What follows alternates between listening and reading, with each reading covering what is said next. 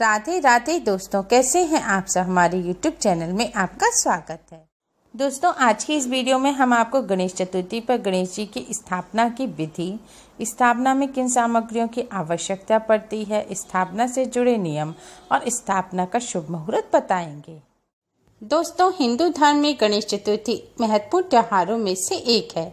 हमारे शास्त्रों में भगवान गणेश को प्रथम पूजनीय कहा गया है।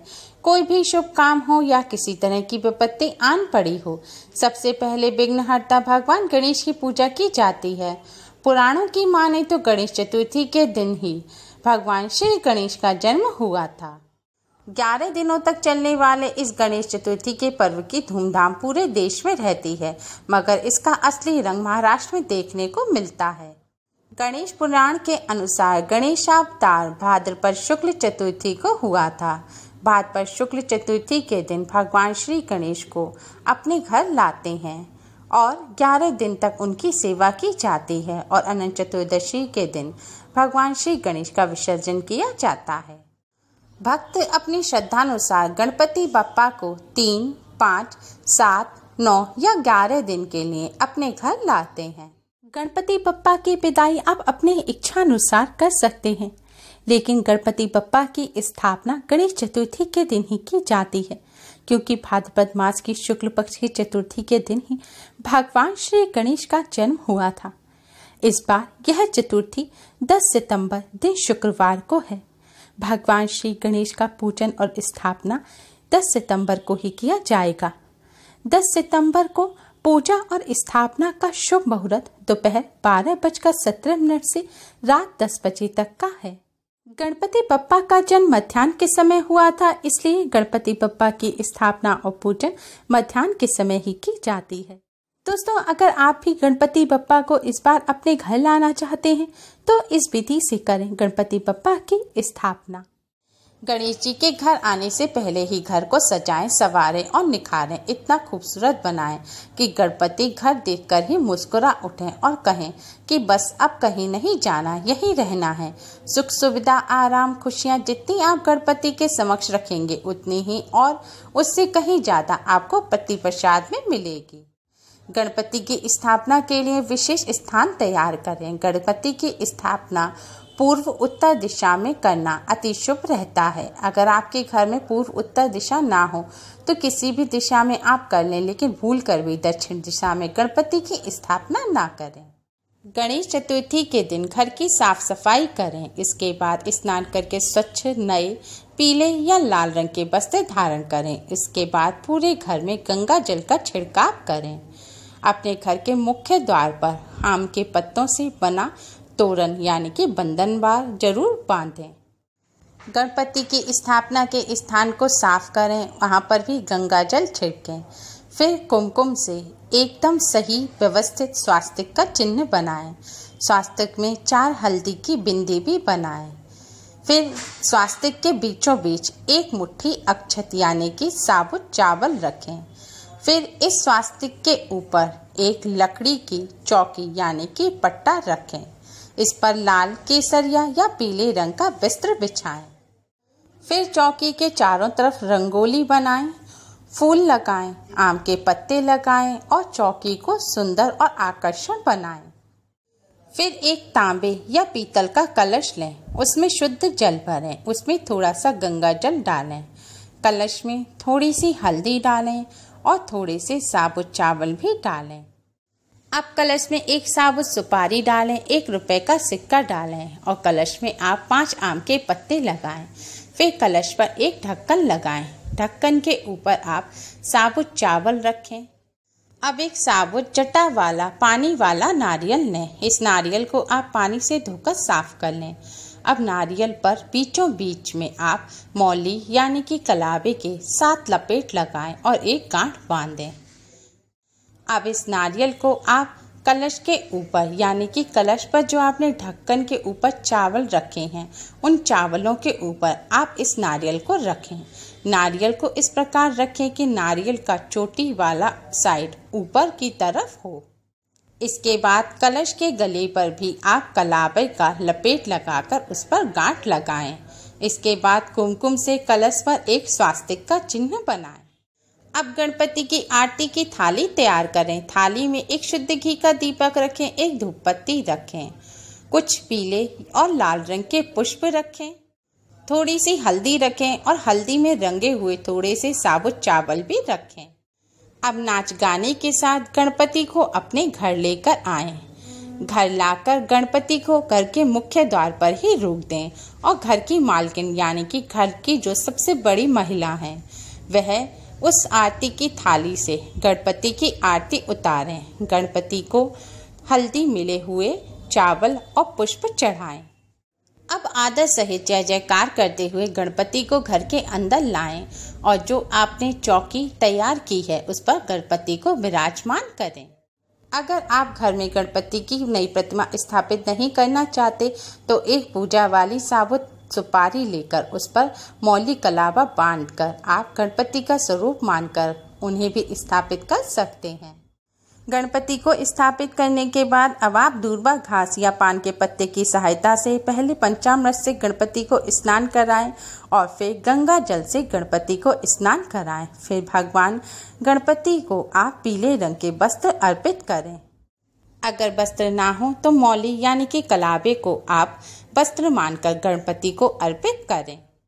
अब गणपति को कुमकुम से तिलक करें। हल्दी में रंगे हुए थोड़े से साबुत चावल के साथ पुष्प गणपति को अर्पित करें। अब गणपति के उल्टे हाथ की तरफ यानी कि बाएं लेफ्ट हाथ की तरफ चौकी के पास आप थोड़े से हल्दी से रंगे हुए साबुत चावल रखें। उन चावलों के ऊपर आपने जो नारियल रखकर कलश तैयार किया है उस कलश को स्थापित करें। अब सभी देवी देवताओं का आवाहन करें और कहें कि वह उस कलश में विराजित हों। इसके बाद कलश पर भी आप कुमकुम से तिलक करें और थोड़े से पुष्प और अक्षत आप कलश पर अर्पित करें। और गणपति जी के राइट हैंड की तरफ यानी कि दाहिने हाथ की तरफ चौकी के पास आप हल्दी से रंगे थोड़े से साबुत चावल रखें। उस पर आप शुद्ध घी का एक दिया बनाकर रखें और अब इस दिए को जलाएं। अब विषम संख्या में दूर्वा लें, जैसे कि 3, 5, 7, 9, 11। इस तरह से दूर्वा लेने के बाद आप एक प्लेट में रखकर गणपति को दूर्वा अर्पित करें। याद रखें, दूर्वा को कभी भी गणपति के चरणों में ना चढ़ाएं। भगवान श्री गणेश को दूर्वा बहुत पसंद है। दूर्वा के बिना भगवान श्री गणेश की पूजा पूरी नहीं मानी जाती। भगवान श्री गणेश कहते हैं कि जो मुझे दूर्वा चढ़ाएगा वह मेरी विशेष कृपा का पात्र होगा। इसके बाद गणपति को पंचमेवा यानी कि 5 तरह के मेवा का, मोदक का और लड्डू का भोग जरूर लगाएं। और इसके बाद आपने श्रद्धानुसार जो भी भोग भगवान श्री गणेश के लिए घर में बनाया है वह सभी भोग गणपति बप्पा को लगाएं। गणपति बप्पा को फलों का भोग लगाएं, 21 लड्डुओं का भोग लगाएं और एक श्रीफल यानी कि एक नारियल भी चढ़ाएं। अब ओम गण गणपते नमः का जप करते हुए स्थापित की गई गणपति प्रतिमा को प्रणाम करें। प्रभु से विनती करें, हम आपको इतने दिन के लिए घर में प्रतिष्ठित करके विधि पूर्वक पूजा करना चाहते हैं और उनसे कहें कि आप अपनी पत्नी रिद्धि सिद्धि के साथ हमारे घर में विराजमान हों। अगर भूलवश पूजा में हमसे कोई गलती हो जाती है तो कृपया करके हमको क्षमा करें और अपना आशीर्वाद हमारे परिवार पर बनाए रखें। अब गण गणपते नमः मंत्र की एक माला का जाप करें, यानी कि मंत्र का 108 बार जाप करें। इसके बाद एक थाल में थोड़ा सा कपूर रखें और 5 बातियों का एक शुद्ध घी का दीपक तैयार करें। अब कपूर और दीपक जलाकर गणपति बप्पा की आरती करें।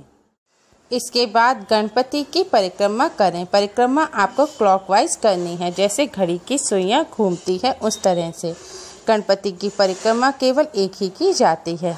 गणपति बप्पा की परिक्रमा करने के बाद हाथ जोड़कर बप्पा को प्रणाम करें। आरती के बाद हाथ में थोड़ा सा गंगा जल लें और थोड़े से अक्षत यानी कि साबुत चावल लेकर संकल्प करें कि हम गणपति को इतने दिनों तक अपने घर में स्थापित करके प्रतिदिन विधि विधान से पूजा करेंगे।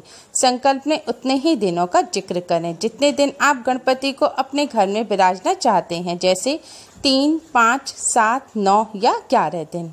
संकल्प करते समय अगर आप रोजाना माला का जप भी करना चाहते हैं तो माला का जप करने का भी प्रण लें और रोजाना उसी समय पर उतनी ही माला का जप करें।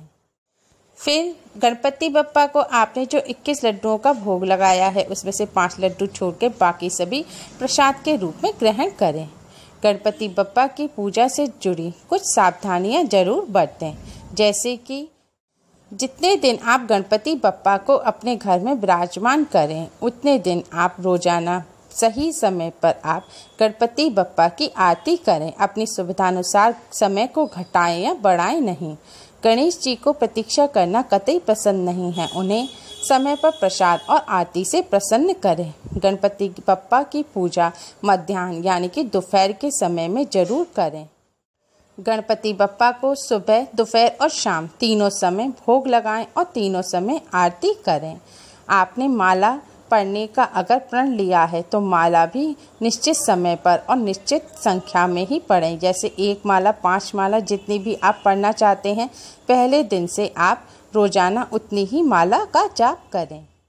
दीपक और कलश को आप सीधे जमीन पर ना रखें, उसके नीचे थोड़े से साबुत चावल जरूर रखें। और ध्यान रखें, गणपति बप्पा की पूजा में साबुत चावल यानी कि अक्षत का ही इस्तेमाल करें।